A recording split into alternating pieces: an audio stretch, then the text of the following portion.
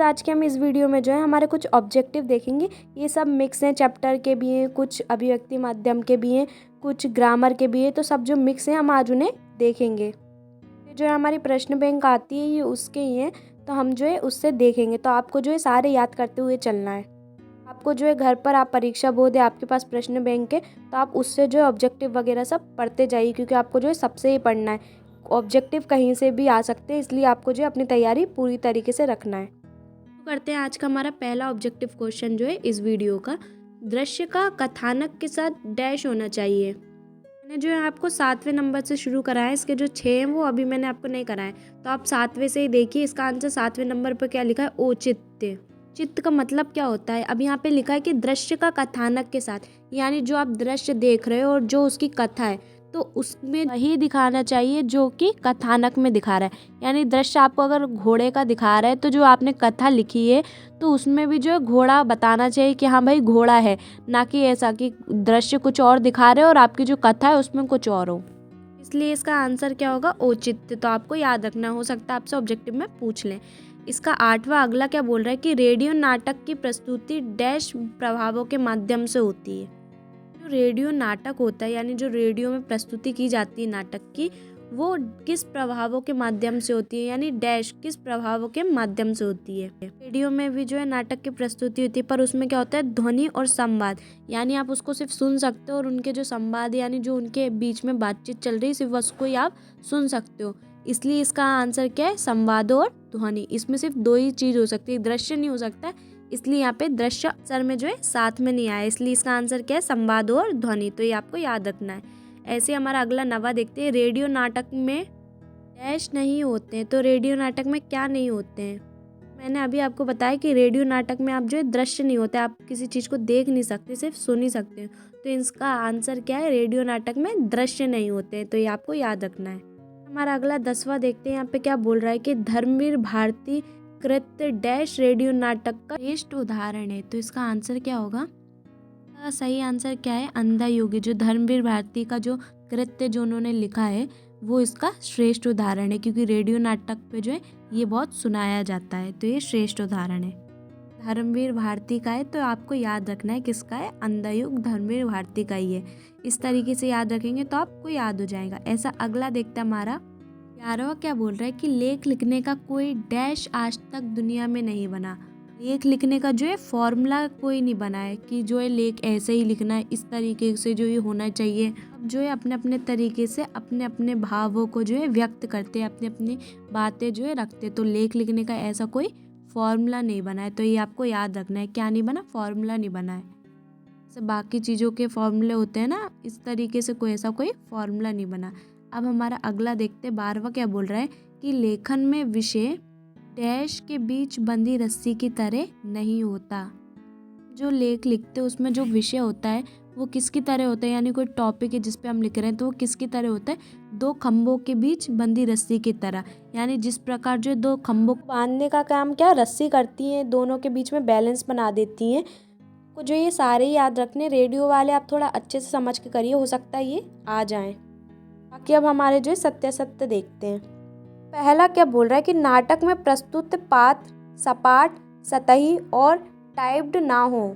इसका मतलब क्या है, जो नाटक में पात्र होते हैं वो सपाट, सतही और टाइप्ड। इसका मतलब ये सपाट मतलब उनमें कुछ रिएक्शन ना हो एक तरीके से। जो उनका पात्र है, जो उनका कैरेक्टर है वो एकदम सिंपल वगैरह है। इस तरीके का जो अगर पात्र वगैरह होता है तो उसमें मज़ा नहीं आता है। ये बोल रहे हैं कि ये सब चीज़ें उसमें ना हो, तो इसका आंसर सत्य है कि हाँ वो इतने सिंपल और इस तरीके का जो कैरेक्टर है, जो पात्र है वो ना होना चाहिए। इसलिए इसका आंसर जो है सत्य है। हमारा अगला देखते हैं सेकंड। हर आदमी में कहानी लिखने का मूल भाव निहित होता है। तो इसका आंसर है सत्य, क्योंकि हर इंसान हर चीज़ कर सकता है अगर कोशिश करे तो। क्योंकि कहानी आप भी लिख सकते हो, मैं भी लिख सकती हूँ, कोई भी लिख सकता है, बस कोशिश करने की ज़रूरत है। हमारा अगला देखते थर्ड। कथानक कहानी एक अंतिम नक्शा होता है। कथानक कहानी होती है वो एक अंतिम नक्शा नहीं होता, वो स्टार्टिंग की होती है कथानक। इसलिए इसका आंसर जो है असत्य है। जो है सबसे पहले क्या है, कथानक यानी कोई कहानी ही लिखी जाती है, इसलिए इसका आंसर क्या है, असत्य है। ऐसे हम हमारा अगला देखते फोर्थ। कहानी का केंद्रीय बिंदु कथानक होता है। फोर्थ वाला और थर्ड वाला एक दूसरे के अपोजिट है बिल्कुल। कहानी का केंद्रीय बिंदु कथानक होता है, तो इसका आंसर सत्य कि जो कहानी होती है उसका जो पहला जो केंद्रीय मेन बिंदु होता है वो क्या होता है, कथानक होता है। कोई कहानी तब तक नहीं बन सकती जब तक उसमें आप कोई कथानक लिखें, इसलिए इसका आंसर क्या है, इसलिए इसका आंसर सत्य है। ऐसा हमारा अगला देखते हैं। तो नंबर का क्या बोल रहा है कि नाटक का प्रत्येक दृश्य एक मध्य बिंदु से प्रारंभ होता है।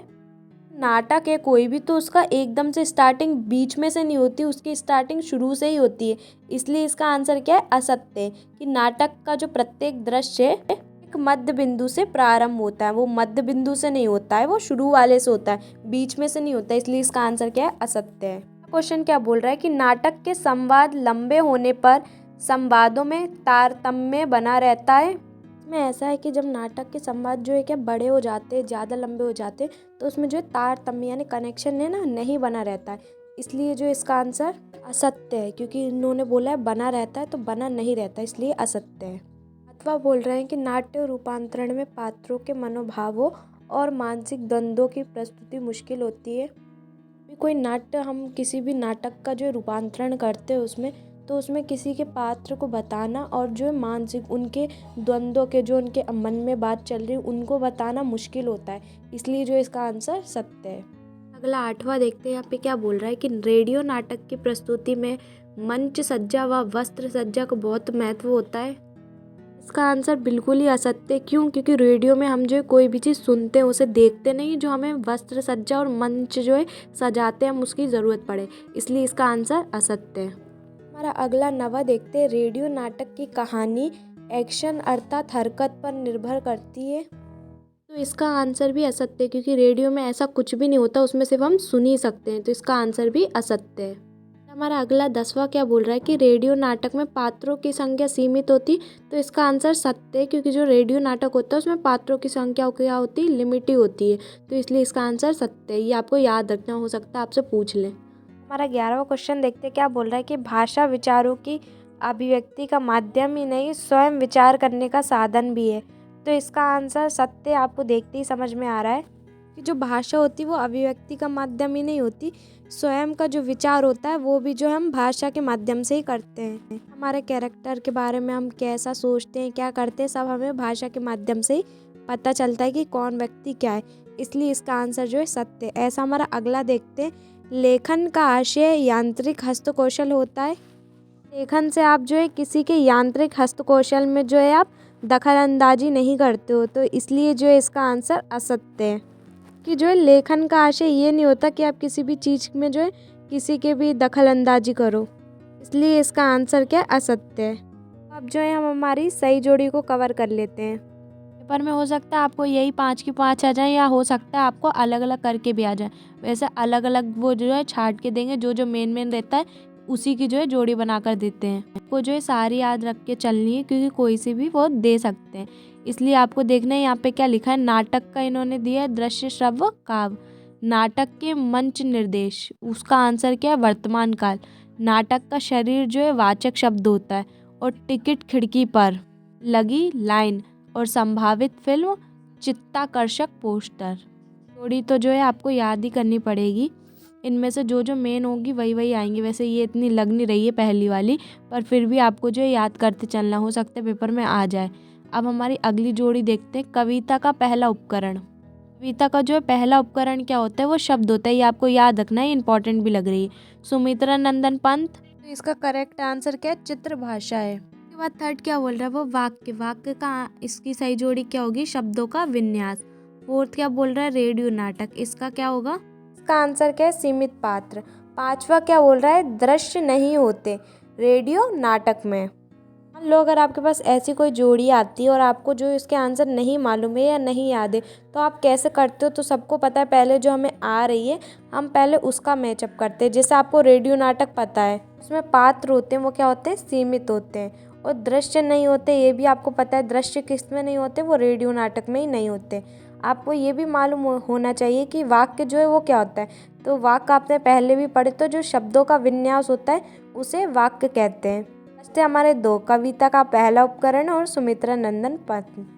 दो बच रहे, कविता का पहला उपकरण और सुमित्रा नंदन पंत।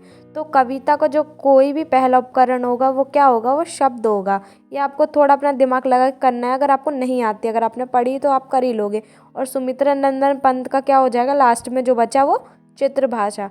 तो इस तरीके से आप मैचअप कर सकते हैं। इस तरीके से जो है आपको ऑब्जेक्टिव सारे ही पढ़ना है। आप प्रश्न बैंक से भी पढ़िए और इससे भी पढ़िए। तो परीक्षा बोध वगैरह सबसे पढ़ते चले जाइए, क्योंकि जो इनमें से ही आते हैं।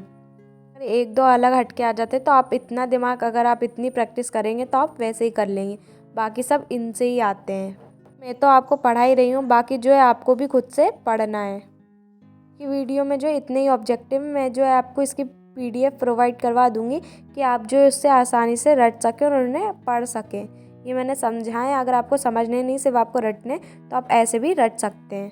इसी के साथ मिलते हैं नेक्स्ट वीडियो में। Thanks for watching.